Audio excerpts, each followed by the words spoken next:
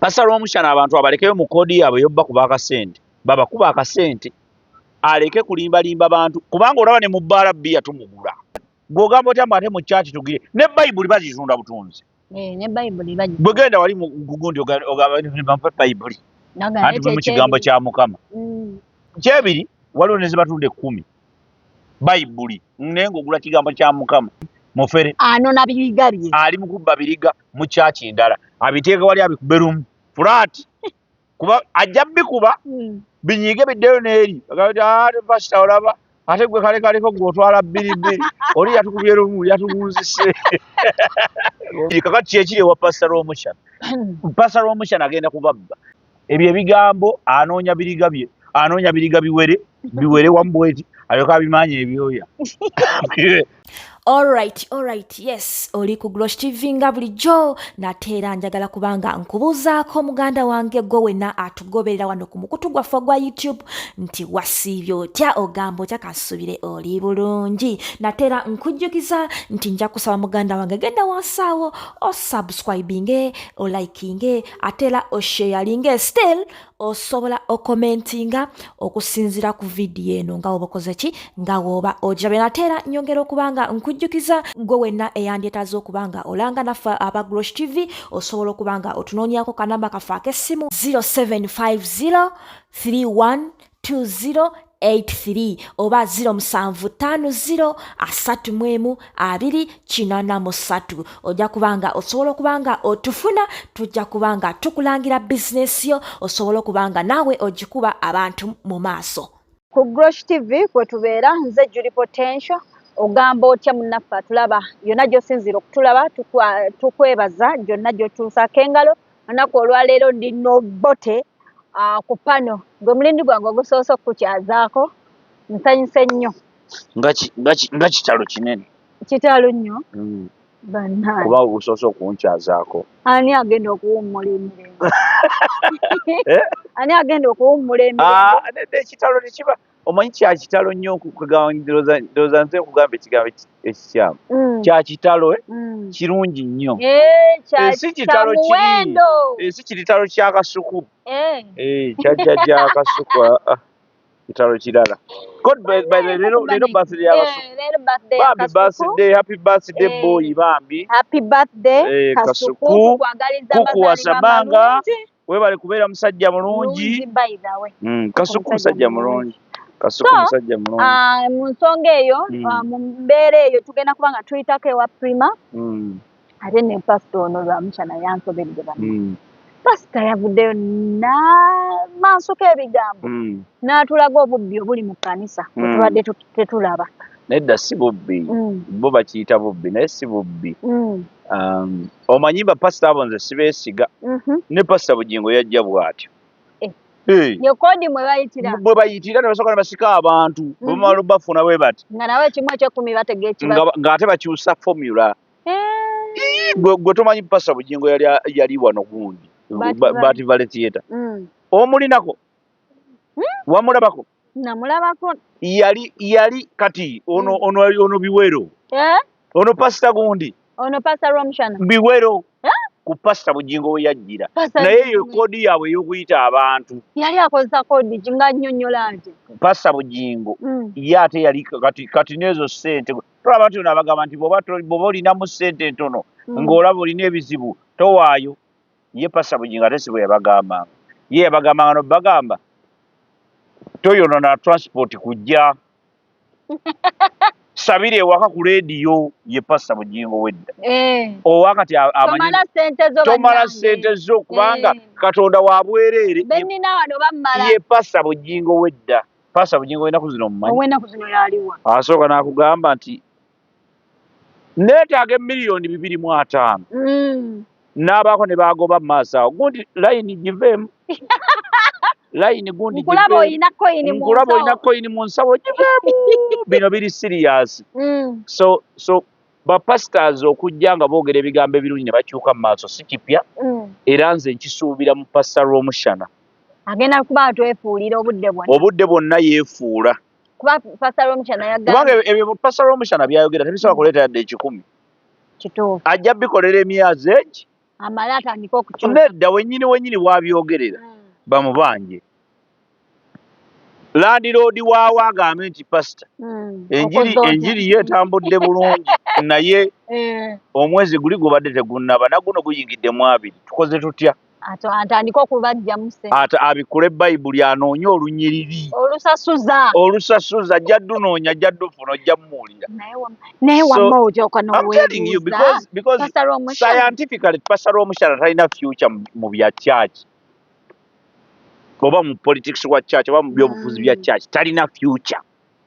alina kukomaawo ebyo byayogera byonna biraga nti in a near future tajja kuba na muntu yena mu church tajja kuba n'essaati z'ayambala zigenda kukaddiwa. Pastor Omukyala alina ssente ze muganda wuliriza akola mulimu ki Pastor Omukyala musumba kati gwokola mulimu ki ogutakusasuza n'oba n'emirembe okyegedde Katonda ye pastor anti kati nze nkulabudde oyo Pastor Omukyala talina future mu politics wa church mu myezi mitono nnyo ajja kuba kapuuti ajja kuba naye akyusizza koodi ajja kuba akyusizza eyo koodi olwo abantu bazze weebale nnyo kuba kati abaana balimu okugamba bane Pastor Omukyala what is the purpose oyo mubbi na nnyo okusinga bano abaliwo Pastor Omukyala ayagala tubba bw'ati agenda kubabba bubi nnyo Pastor Omukyala agenda kubabba ate bubi nnyo in fact ye mu myaka 2 agenda kuba ate bubbi nnyo okusinga bano pastor bammwe bemutya ate mubatiira bwereere bano tebannatuuba in fact okugenda wa Pastor Omukyala agenda wa Pastor Bujingo yatusuubiza Pentagon yes is more honesty bannange is more honesty edda bannange anti nkubuulidde why do I tell you that omanyi kati nze ndi analytical ate ndi scientific Pastor Omukyala okuleka nga alina business gy'akola agibalage bw'abanga business ye ya church agenda kubabba ate ye bubi lwali efuula agenda kwefuula olwo mpozi nga Omukyala atulazeeyo bodaboda oba mudaala gwa capati oba wajja ssente ewalala ssente we yazijja wonna okujja opangisa eyo church waalya landiroodi bw'anaatandika omukonkona agenda kugenda mu bayibuli asooka anoonya olunyiriri olutuufu olubanja abayitemu buto ng'ate na mukambwe nga bitakyabijjukira wabuleyo endiga emujjukiza kubanga nze nkubuulira nenze nja wano bapasita batono nnyo abaatandika ku peesi emu nga kwe bakyali nga bapasita gundi ono wa wansi wano Mengo wano bamuyita simanyani aliwa yenna ono gundi Pastor Kayiwa Kayiwa peesi gyatandikawo gyakyaliko nakati era ye yatandika akulaga nti lokoka agenda mu ggulu awo wakyali ebintu byerajjamu ssente bye biki bamuzunguzungu bazze bagundi bazze bafanda bazze banyamba biki ogwe yatandikira omusingi era nakati kwakyali kwalya kyova olaba kyaki ye tegwangako tesitukanko kusinga awo okyegedde tegwangako tesitukanko kusingako teyeyongerangako ne bw'aba ayongera awo Kasayimba amaloboozi ge n'akola ki n'aweerera abaana n'anoonya funding oba owaddeyo oba towaddeyo kakati olwo Pastor Omukyala tasobola yameruse bumerusi essaawa yonna ababanja atajja babanja bubi nnyo naye olowooza byayogera byo si bituufu nga tozodde mu kugamba nti kale ye akola bizinesi byayogera bituufu si bituufu okusinziira amazima agamu tebagoogera olina okutegeera kye bayita truth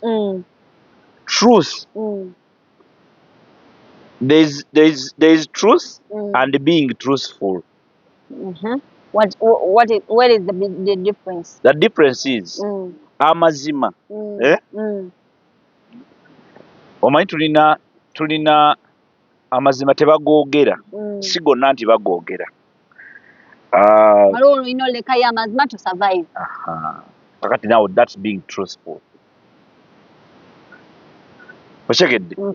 truthful to yourself kubanga being truthful kitegeeza that comes to you weeyamba kakati truth is everywhere naye si truth nti bagyogera there's what we call the right and the truth. Kyokka byonna bitambulira wamu. Baluganda. Naye tebakolagana.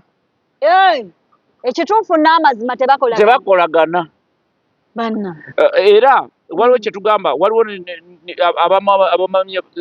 philosophy endala ne bagamba not every good thing is right. Kirungi okubeera nga leero olina omukazi mulala, nkya n'oba n'omulala, kirungi nnyo, kinyuma. Omanyi kitegeeza okubeera nga nabadde naawe enkya n'embeera n'oli n'abalala bafunamu nekitabeeramu. Naye gwe omanyi obulabe obukirimu kikyamu. not every good thing is right. So kiba kirungi ku ggwe ne kuba n'obeera nabo nti ono mu mwayo etaano olina mwayo ekumi oba oyambye oba kirungi era nawe kimusanyusa. Naye bw'oddayo mu mazima not every good thing is right. Ontegedde kubanga mulimu ebiyinza okugirako endwadde, obwavu, kasasiro yenna, twala tugende, byonna bibeera wamu. Kakati Pastor Omushana kyali mu kukola kirungi. Era kyova olaba abantu bangi bamugamba banaye pastor omulungi oye waffe bananga oli ludda wa twala kujja kusaberako ku kyakiyo. Kiri exciting but it is not right and sustainable because it's so sustainable. Ne Yesu Kristo yatandikawo eddiini yatandika ate yayimbanga. Ne Yesu Kristo yakulaga nti waliwo the do's and don'ts. Ne Yesu Kristo bamubuuza ekibuuzo ne bamugamba gwe, bamugamba nti omusajja ono atuli bubi ow'omusolo simanyi kye tugenda mukolera. Omusajja afuuse omusajja atuliko omusajja yafuuse Zakayo bannanga tufugidde Zakayo atabuse omuwooza ama Yesu tolaba nfe tuli mu kusaba tuli ku Yesu waffe seyo yatubanja musolo. N'abagamba nti ebya Kaisaali bibeere bya Kaisaali n'ebya Katonda bibeere ani bya Katonda. Muwe give what belongs to Caesar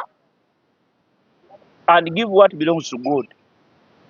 Kakati gwe ngamba otya bw'ate bw'oba tonnabakugira towaayo lwaki yazze aweeyo wozze olinnyeewo oddugazaawo lwaki owaayo birabo ani agenda okubeera kyaki mwogenda okuddirawo wogganire ku Sande ejja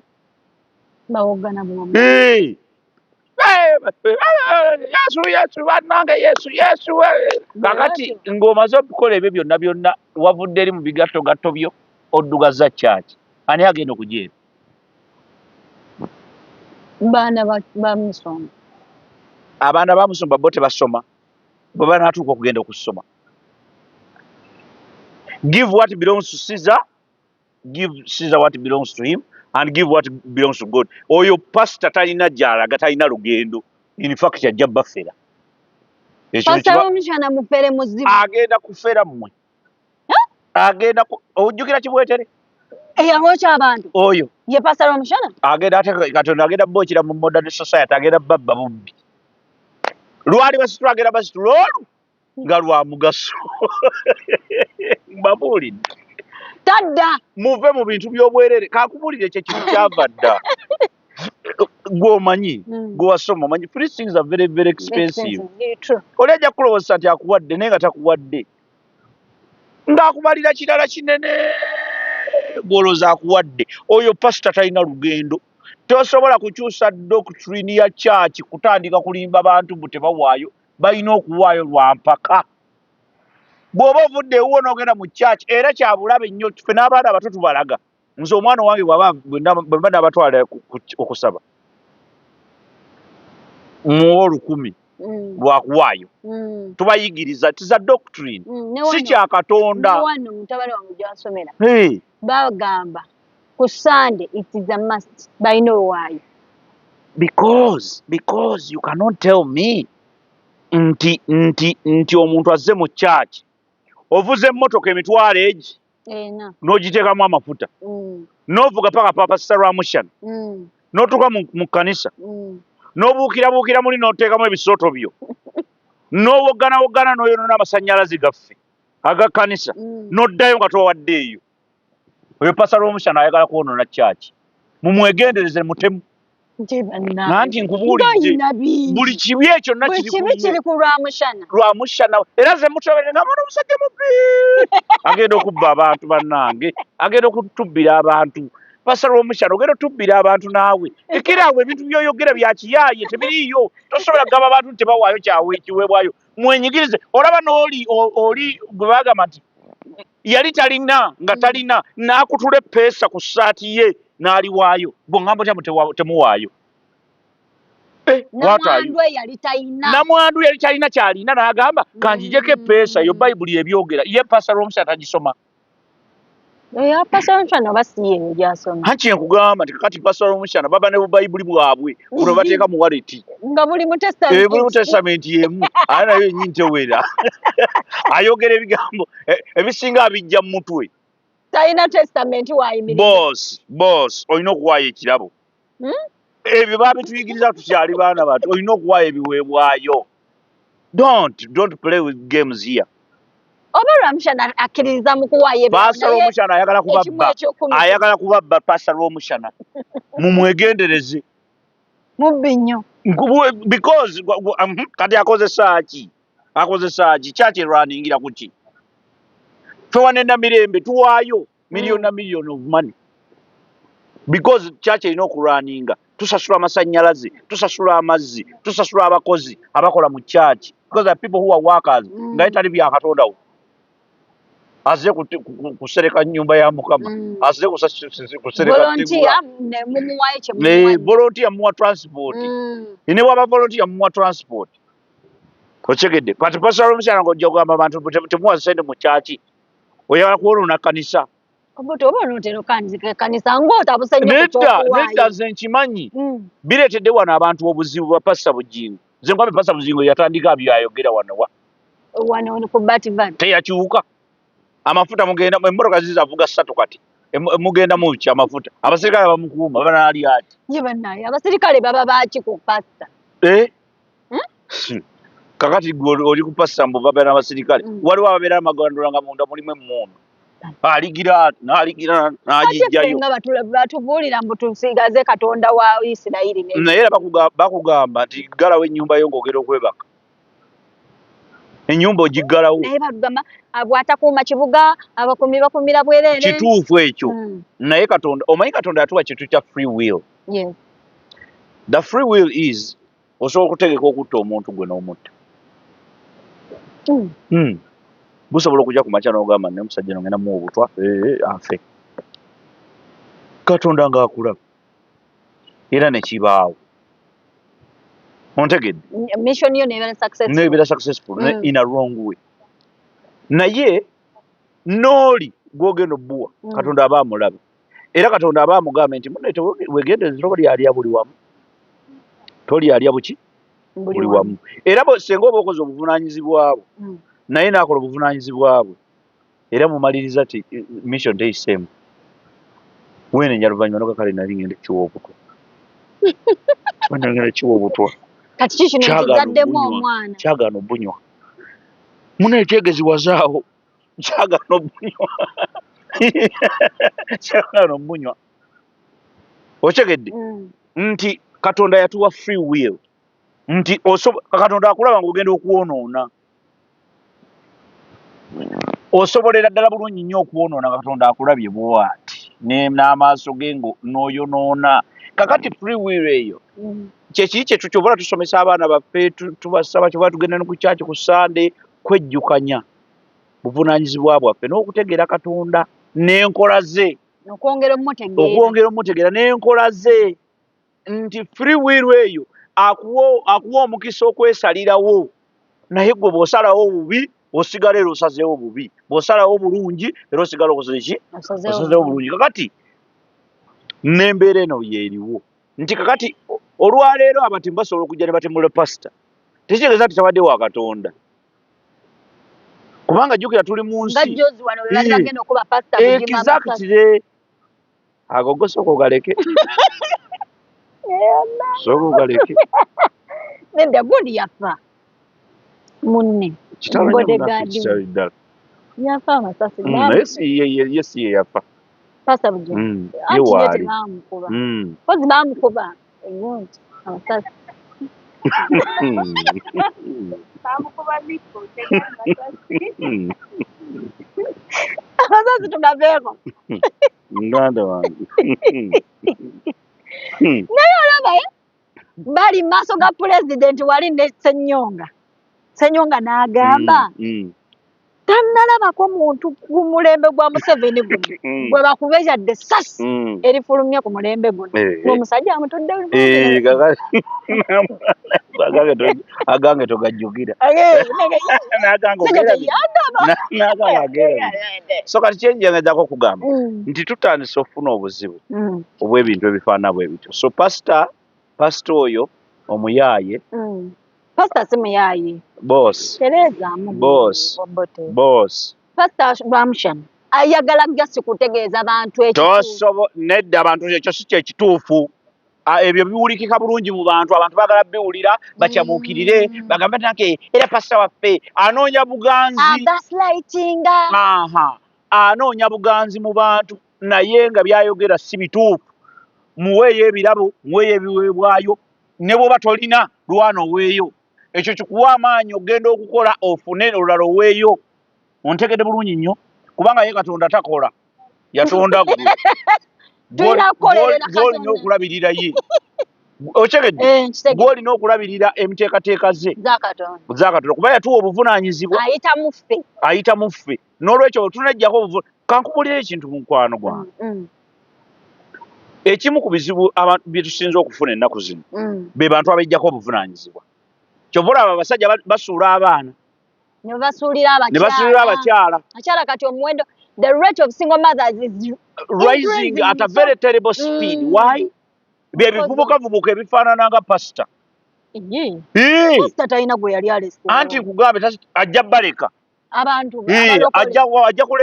kuleka n'abaana oyo agenda leka kuba nkubuulira mazima agenda leka basingo covenant ajja kuleka basingo covenant so watuuse kuba bajja kyamukira bagambe pastor ono mulungi naye bajja kumaliriza byonna biwedde amata galiwa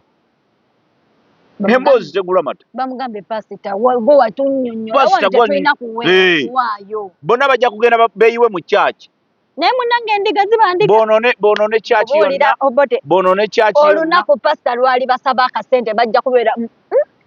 baziweeyo anti puliriza anti babe kati yeddiiru era yeddiiru gyaliko yeddiiru gyaliko sooka obikuŋŋaanya obireete wano ebiriga bijje wano biveriyo gozaki bano beerwanako atwala ebiriga bya banne oli ayimirira ku kituuti bwana bakiriga kyake kyali kituula wali kiruwa mission yakuba atula wali ekiriga ekyali kituula wali waliwo ekiriga ekyali kituula awo waliwo n'akaliga akalala akeeru kalagawa akaliga kange kaluwa kabeeranga nga kakutte iPhone awo kaluwa kaliwa pasa lwa musana mission gyaliko kati mwe abatabuuka mangu mulowooza kubanga jjukira Uganda teyakuze Uganda ekyali yeemu kati alina okusobola okunoonya abantu agenda bajjawa jjukira kyaki zimerera kumu gundi naye yaleese eyiye eyabafuutu soja Sami Mighty Family yaleese yabafuutu soja kasukwamuwadde obusawo 10 obwa sementi ontegeera kyengezaako okugamba kakati byebyo kati atandisoka ono fuutu soja ono ateekwa kuba ayina abantu fuutu soja ansooke musikeko nkaaga kati ali mu basikayo bwoza bavaawo abalokole bava mu kyaki zino endala tebameruka abamu baba banja olwedde eno mu kyaki enkadde yeyamayama dde alina obukadde ng'obwo bamubanja obukadde obwo nawayo 2 waaki bamubanja obukadde obwo mu kwewola obwewozi okupereginga liba bbanja boss fene mu Luganda tugamba nti eyeeweza omumba kakati oba ozeewadde pasita nze nja kuwaayo obusawo 4 omusaala ne gulwayo